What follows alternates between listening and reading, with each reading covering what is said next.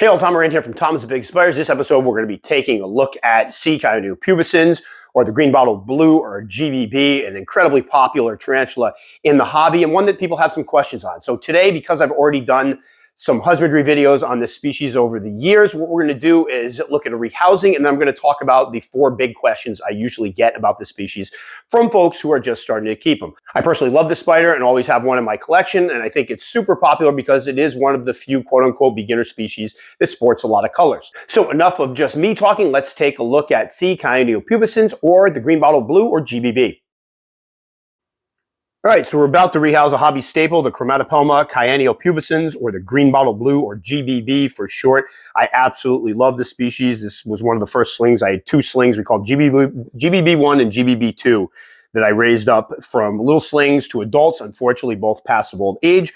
So in April of 2022, knowing that my girls were getting kind of old, Billy and I went to a reptile convention where we met Caleb Hill from Jabberwock Reptiles, and I ended up purchasing this one here as a about 3/4 inch sling.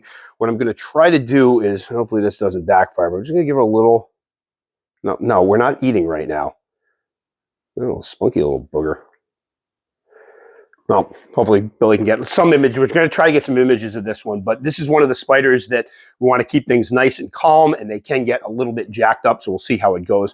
But anyway, I put her in this little acrylic enclosure here that's about, I'd say about 16 ounces. It's almost like your 16-ounce deli cup. I have a bunch of these that I have been using for years. A bunch of them have, I think, a Faunopelma species in them. But at the time, it was nice because it gave me a little bit of extra height with it. And the way we set it up is I put a little piece of cork bark hide in there, little fake leaves on the top, and then obviously what GBBs love to do is webbing. They produce copious amounts of webbing, one of the heavy webbing species out there. So for folks who like to see their enclosures blanketed in white, this is one to check out. There are also gorgeous spiders that are beautiful, not only as little slings, they start off like little golden slings, but each stage, each time they molt, they just get prettier and prettier. So it's a spider that's going to be pretty as a sling, a juvenile, and an adult. And this one here is probably, I'm guessing, 1 molt away from having her adult colors, which are stunning.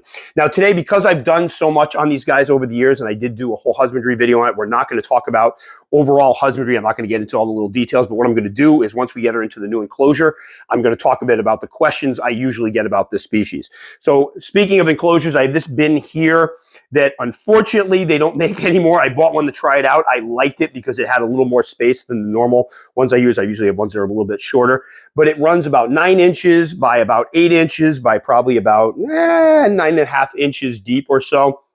And it's that sterilite type plastic that's a little bit milky, but she's not going to be in this for all that long. She's eventually going to go into something. I love displaying these spiders because they're so gorgeous. So she'll probably go into a 12 by 12 by 12 Exoterra mini, I think they are. I love those, or it's like 31 centimeters by 30, something 30 centimeters. One of these days I will memorize the conversions. We're not there yet though. And if Billy wants to take a peek inside, what we have here is bone dry substrate. This is my own mixture of cocoa fiber, peat with some shredded sphagnum moss, a little bit of sand. Then we have a cork bark hide in here with a couple fake plants on it, so she can go under there. I'm hoping she. I also have a starter burrow. They generally, this is one of the species that normally, if they use their starter burrow, they eventually web out, and then they come out of the starter burrow and they'll be out and about.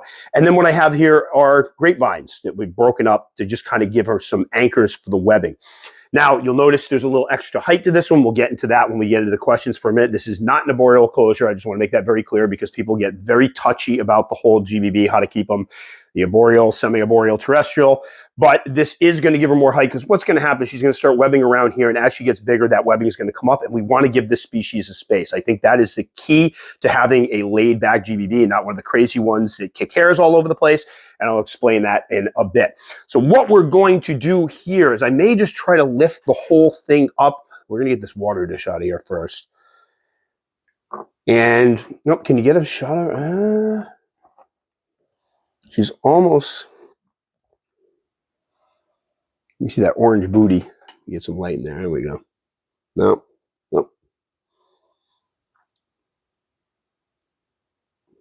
There she is. Hopefully we got some good. It's kind of tough to see with the lights on. All right, so what we're going to do is try to lift this right out. And done, and get in there and get some shot. Look at this. Couldn't have happened to work any better. Oh my gosh.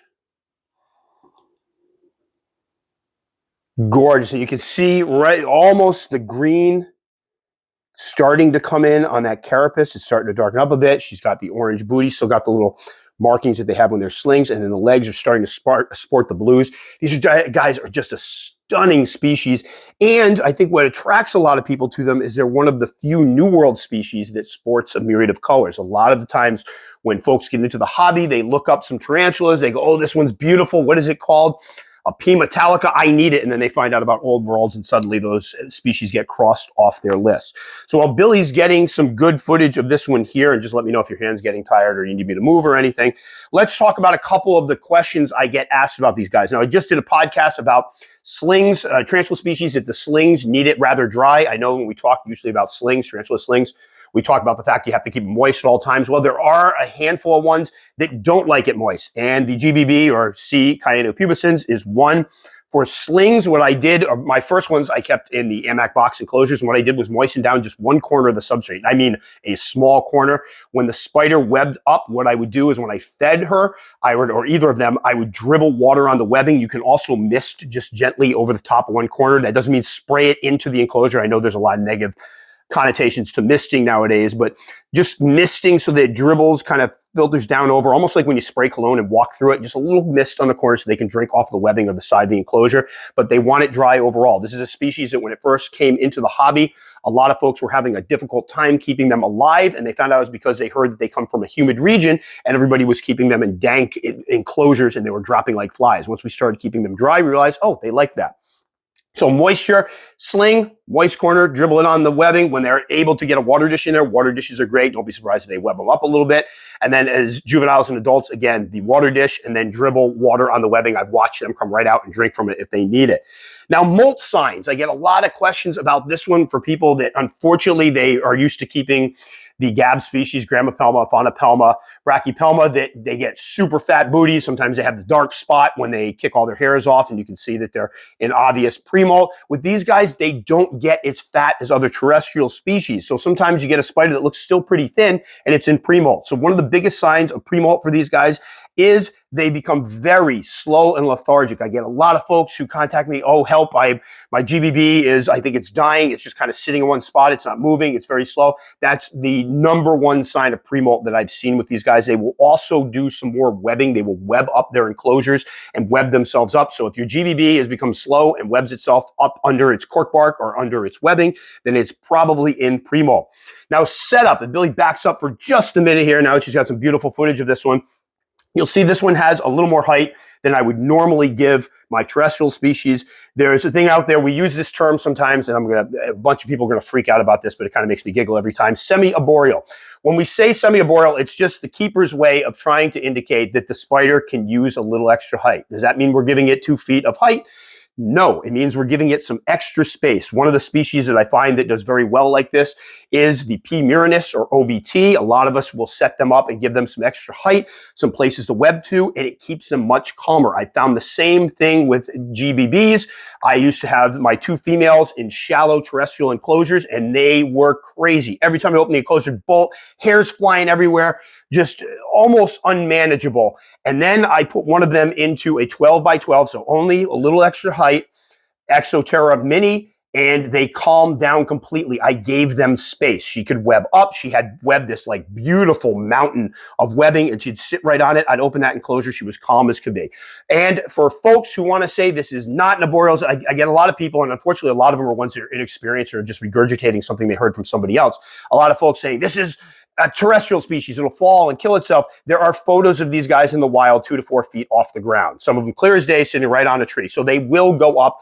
Personally, I think that's one of the reasons why they don't get as chubby, because if they were to fall, you know, if you're a real chubby terrestrial species, you can rupture your abdomen. For these guys, they will go up off the ground. They have been seen webbing up off the ground in the wild, so just keep that in mind. So we're not telling you give them several feet. couple extra inches of height, whatever you put them in, will make them a little more comfortable. Now, if somebody out there is going to go, I kept mine terrestrially and it was fine. That's great. I mean, obviously there's some folks out there that keep them terrestrial. They do fine. But for a lot of us, we found that if you give them just a bit of extra height, you're not keeping them as arboreals. We're not talking 2 feet. We're not talking 1 feet. Some extra inches, they'll do just fine. And then beginner species, it depends. I found that this is the spider that most people, that introduces most new hobbyists to tarantula speed. They're used to keeping the slower moving ones. These guys not only are a little bit faster than your average terrestrial species, but they're a little more inclined to use it. They will boogie, and they will boogie fast if they are so inclined or if they are startled. So that's something to keep in mind. And I've had a lot of folks that pick these up and become a little bit afraid of them because of the fact, well, you're getting some good shots there. Holy geez. Because of the fact that they can move a little more quickly. So just keep in mind, if you pick one of these up as a sling, the good news is they are super hardy because of the fact they don't need to be kept moist. People don't have to obsess over that. And they grow rather quickly overall. This one went from about 3/4 of an inch. He's about 3 inches now, so decent growth rate. And they're beautiful. They sport lots of colors. So for a beginner, there's a lot to like about these guys. Just keep in mind that ones that are, you know, I've found when they hit the young adult stage, that tends to be when they start to act up a little bit. Mine both did. They can be fast. They can be a little bit defensive, and you can get a lot of hair kicking. So just keep that in mind. But again, back to the third point I had here about the setups. If you give them a little extra space, this one here is going to be able to start webbing right from that stuff I put in. It'll be calm. If you notice, she's sitting right out in the open here, not bolting. That will help. So anything else, anything, temperatures, and I'll just go over the temperatures real quick. My temperatures here, my first GBBs were kept sometimes as low as 65 degrees in the wintertime. Usually it was 65 to 70 in that tarantula room, depending on the shelf they were on. They grew just fine. Nowadays, it's usually about 70 to 73 in the winter, with some days where it drops a little bit lower for a couple hours when the heat can't keep up, when it gets super cold. And then in the summertime, we're talking anywhere from high 70s to mid 80s. No issues there. They eat great. They're fun to watch hunt. I mean, I've had this one bolt around, grab something, roll over on its back, and they're gorgeous. Just look at them. So there we go. Hopefully that answers some questions on these guys. It's one of the things I'm going to try to do moving ahead when I do some of the videos on the more popular species, is just try to collect those questions people have asked me about them and try to have a place that people can go and go, all right, now I know mine's probably in premolt. Yes, now I know giving it a couple extra inches of height is not going to kill my spider. Now I know that I don't need to keep them moist, things of that nature. So Chromatopelma cyaneopubescens, green bottled blue, amazing spider, one of my all-time favorites. I will always have one of these in my collection, a hobby staple, a super popular spider, and for good reason. So again, just to be clear, this is a species that can make a good beginner as long as the person has done their homework and is prepared for a little bit more speed than they would normally get from your average everyday terrestrial beginner species. As for the height of the enclosures, again, I'm not telling people to go crazy and put them in something super tall. Would I encourage folks to put this into something that's 16, 17, 18 inches tall? No, I'm not. But a 12-inch cube, something with a little bit extra height that allows them to web up more and give them more space between them and the person who's keeping them, I think benefits everybody involved. I can tell you that I kept one of them in a flat Sterlite container like a terrestrial for some time, and the other one who was in the same container for quite a while. Both of them were very high strung. As soon as I put the other one into the 12 by 12 by 12 cube, gave her some height, she was a total baby. It was amazing to see the difference in behavior. So I finally put the other one in, same thing, she calmed right down. So just a heads up there. So that will do it for this one. If you have any questions you'd like to ask me or any species you'd like to see me cover, please let me know. One thing you can do, and I don't know if folks realize this, if you click on that little tab that says videos and then you use the search bar there, you can see what I have and what I've done videos on. I think there's a lot of confusion sometimes where people think I had something that I didn't. That can kind of give you a heads up. Or if you have a question about a certain species, let me know. We can cover that in future videos. That will do it for this one. If you liked it enough to subscribe, very much appreciate. Click the circle up there. I'll put the other, maybe a couple other GBB videos over here. If you take the time to comment, I'll take the time to respond. Just know it can take me a couple days. Guys, stay safe. We'll catch you all next time.